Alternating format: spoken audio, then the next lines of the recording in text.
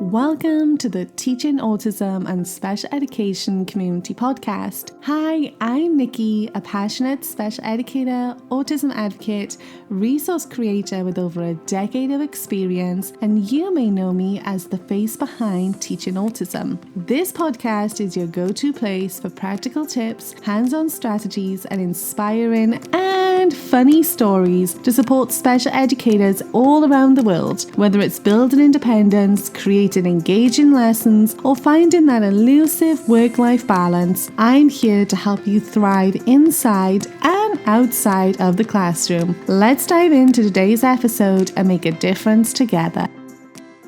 Hey teacher friend, and welcome back to the Teaching Autism and Special Education podcast.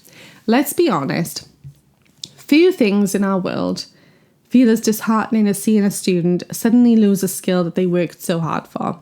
You have practiced it for months, you have celebrated when they nailed it, maybe even called home to share the good news, and then one morning they come in and poof, gone.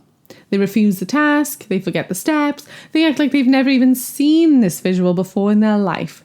Sound familiar?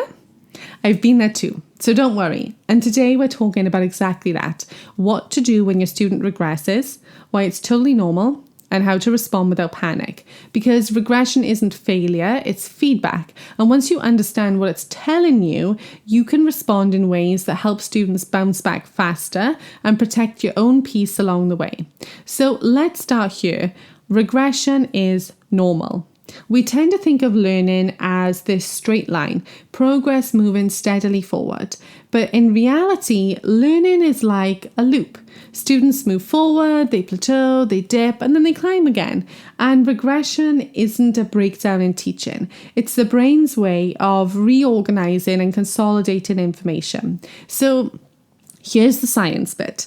Every new skill takes energy to store and retrieve. And when students are tired, overwhelmed, anxious, or out of routine, the brain will actually prioritize safety over memory. So that skill isn't gone, it's just tucked away temporarily while the brain recalibrates. And that's why you might see regression after holidays, long weekends, illness, big life changes, school transitions, sensory overload, even growth spurts, because their systems are adjusting and not failing. So first of all, I want you to reframe the regression. So you need to reframe how you interpret it. Instead of thinking we're back to square one, try thinking, okay, this skill needs a little quick refresh because the language matters. So when you believe a student has lost everything, you start to reteach from scratch, which can actually overwhelm both of you. When you believe the skill is still there, but needs support to re-emerge, you approach it calmly, efficiently, and compassionately. And then I want you to identify the why. So not all regression means the same thing. So your next step is, as I always like to say, we are very much detectives. And your next step is detective work. I want you to figure out what's behind it. So there are a few main categories. One is environmental changes. So new staff, new classmates, loud noises, schedule shifts, all of these can trigger stress. So ask what's changed recently. There's also emotional and sensory overload. So students may actually be dysregulated from home or previous activities. So ask, were there signs of overwhelm before the regression? There's also skill fatigue, so they might just be burnt out from repetition. So maybe ask, have we been over practicing without enough variety or reinforcement? There's also the developmental leap. So sometimes skills seem to disappear right before a cognitive jump. The brain's busy reorganizing. So ask, have I seen signs of new learning in another area? And then task mix match. So maybe the demand quietly increased. Longer session, higher expectation, fewer supports. So ask yourself, did I unknowingly make this harder? Pinpointing the why is half the solution. And then we're going to review the conditions for success. So pull out your data, your notes, even your memory from when the skill was strong, and ask what supports were in place back then. What was the environment like? Who was nearby? What time of day did we work on it? then compare that to now, because regression often signals that one or more of those success conditions have shifted or changed or gone. And it's not that the student can't, it's that the context changed. So now we need to adjust. We're not restarting. And here's where many teachers actually make things harder than they need to be. You don't need to scrap everything and start over. All you need to do is adjust. So think of it like scaffolding on a building. When construction wobbles, you don't knock the whole thing down. You strengthen the scaffolding. Add supports temporarily, like bringing visuals back into use, shorten the task, increase the reinforcement, reintroduce a familiar routine. Because once that confidence returns, fade the scaffolds again. You're not reteaching, you're just rebuilding that confidence. And then you're going to observe and collect new data. This is the perfect time to collect short bursts of data, nothing fancy, just enough to see patterns. So track when the regression happens, the time, the setting, what's happening before and after, what level of prompting works, how quickly the skill returns once prompted. And you might notice that the regression isn't as dramatic as it first looked. Maybe the skill just needed a single verbal cue instead of full reteaching. And those details help you respond precisely instead of broadly. And then you're going to want to adjust your communication. So this part is key, because when you talk about regression to parents, family members, paras, other staff, you want to use growth-minded language. So instead of, he's lost all progress on toileting, I want you to say he's showing signs of needing extra support to recall toileting routines. We're reintroducing visuals and reinforcement this week. So see how that's communicating the same thing, but it's also communicating with hope and direction instead of defeat. So your tone matters as much as your strategy does, because it shapes how other people are also going to treat the student as well. And then we're going to rebuild through connection. So when students regress, they are often anxious or dysregulated. So pushing harder rarely works, but reconnection does. So I want you to spend some time rebuilding trust before reteaching the skill. Use one-to-one time, rapport time, favorite activities, even just shared laughter. Because once the emotional connection resets, the learning is going to follow from that. And students do learn best from people that they feel safe with, and regression is often a safety signal. And then we're going to reteach it strategically.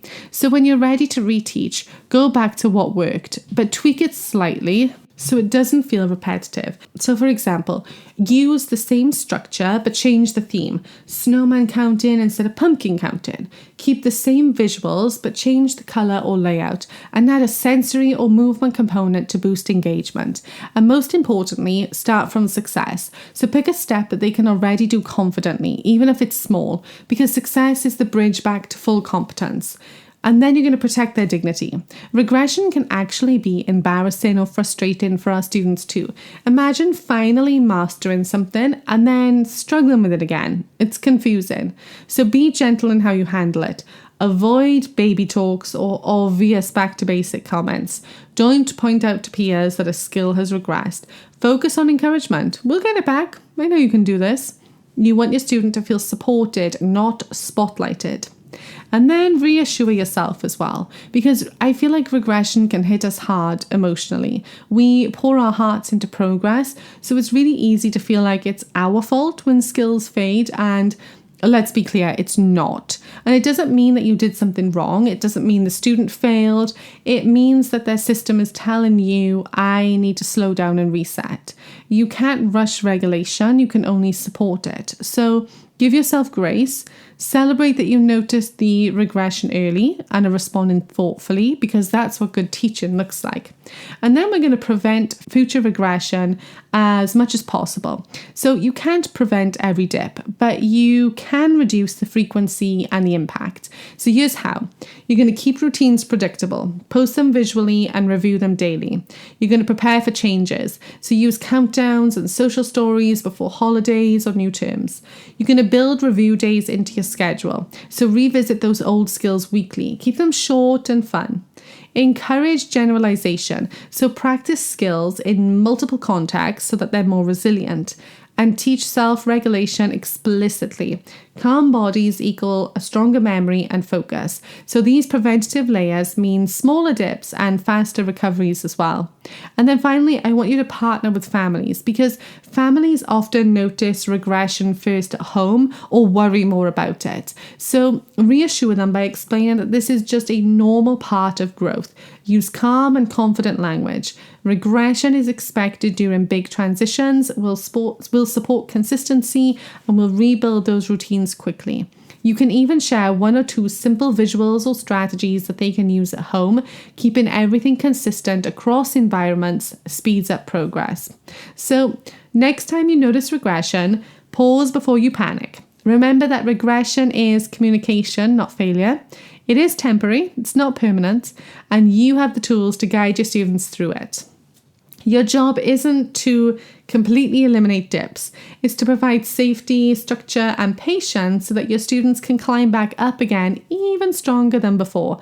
And sometimes regression isn't even a step backward at all. Sometimes it's the brain saying, I'm reorganizing, please wait. So make sure to give grace to your student and yourself, because the growth is coming and it's going to be incredible. You're not starting over, you are continuing, and you've got this. Thank you for listening, and I'll speak to you again soon.